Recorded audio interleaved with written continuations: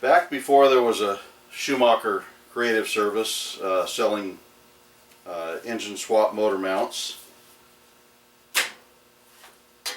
before there was a Mopar Performance, there was direct connection. And one of the legendary items that direct connection had was the direct connection K-member.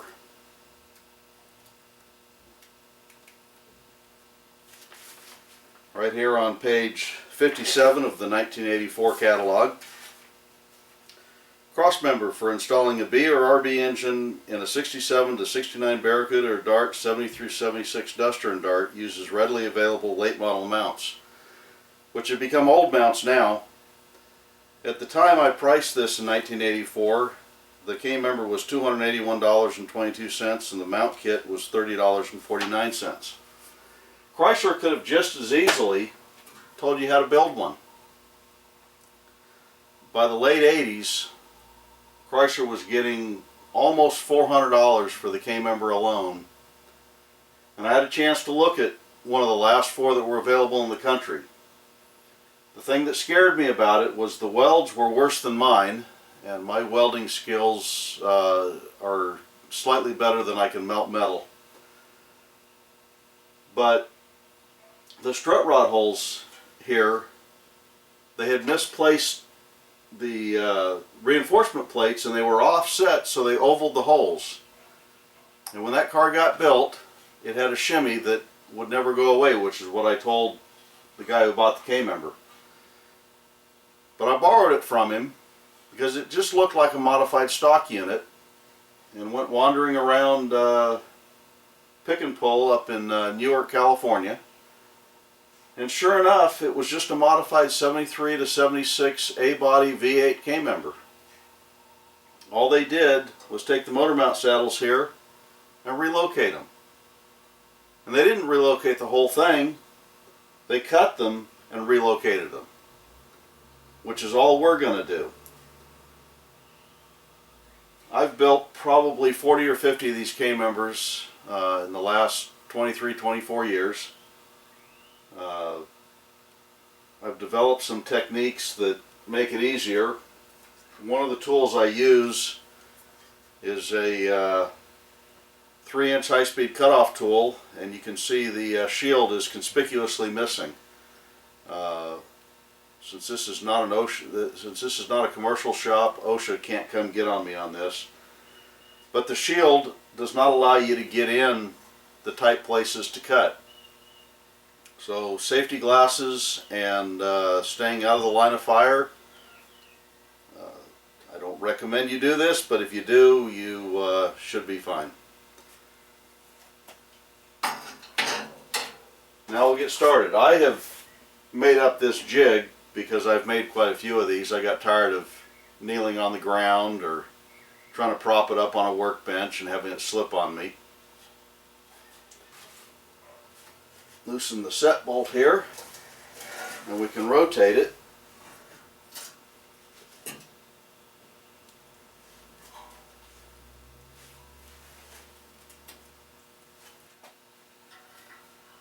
I'm looking to get about 1 3/4 inches below this lip here. Doesn't have to be precise, but you want the mount to have enough room to clear. And it's critical that this line be fairly parallel to the mount. If it's not, you'll raise or lower the engine on that side. So that's about the most critical thing. So take your pencil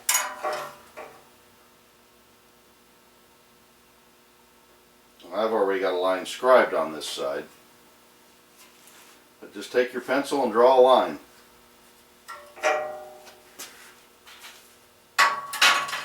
This K-member has also been through my hot tank and painted, and then there's a little overspray from painting my Barracuda.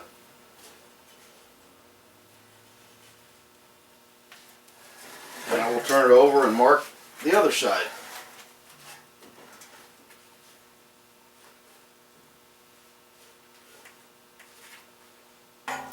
So we'll just line up the ruler and make it even with the upper lip.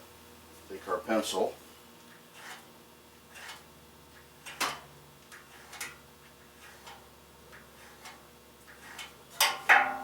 There, now we've got a good line.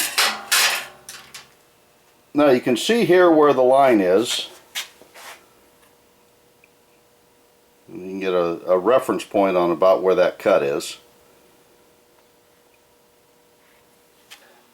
Now we're ready to cut after I swap glasses.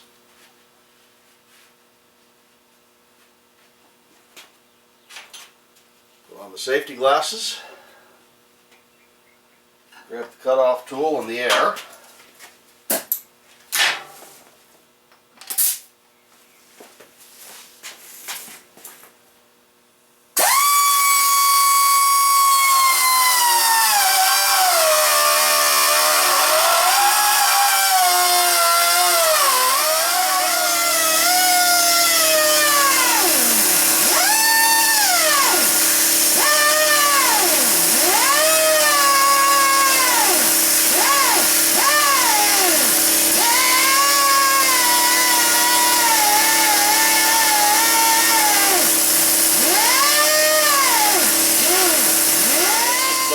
Now we need to cut this L-shaped part on the front side of the saddle, and that again you're going to wind up cutting through this a little bit possibly, but just need to cut just inside the weld and then grind it off later.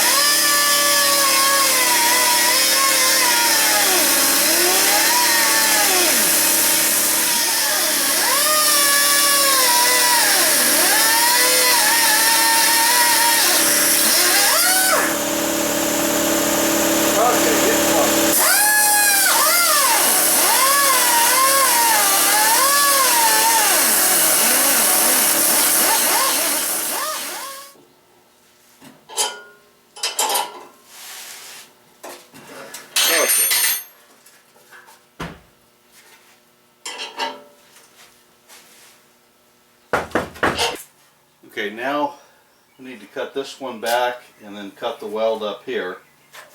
So I changed the orientation of the K-member.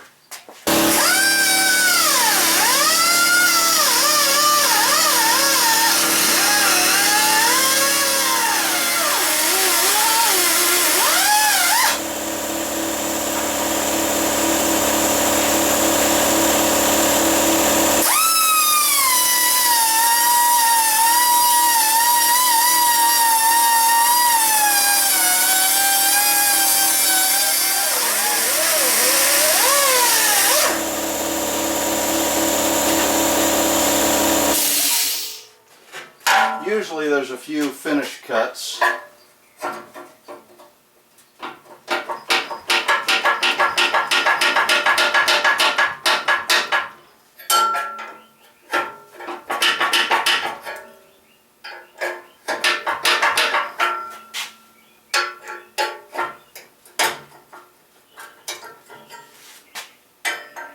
You want to go gently at this so that you don't distort the shape of the original saddle. There you have it. One saddle cut off. Still have some grinding to do. This isn't so critical because the motor mount saddle moves this way an inch and 3/16. But we'll grind it off just for look's sake. There it is right there. And you can see it's roughly in line with where that piece ends, there's some extra cutting that has to be done after that side is off, and this side moves back 13/16 inch.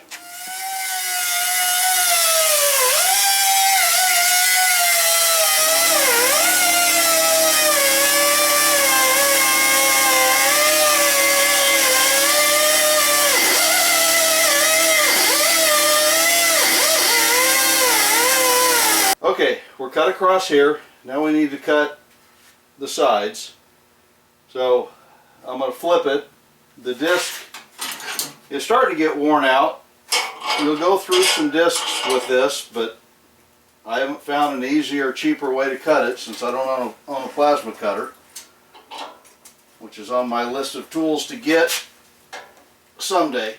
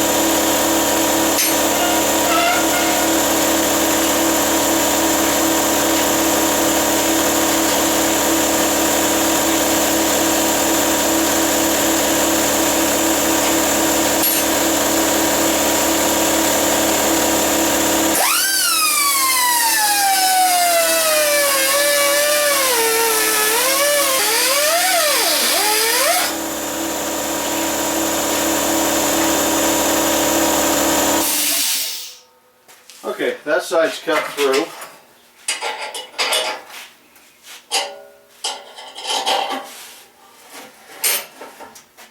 Now here, you just cut through that weld.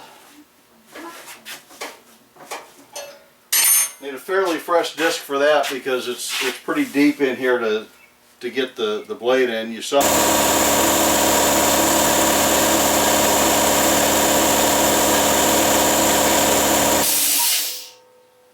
Okay, here we go cutting this. I think, in the interest of safety, I will cut it a little more at an angle like that. Sparks to try to fly down a little bit.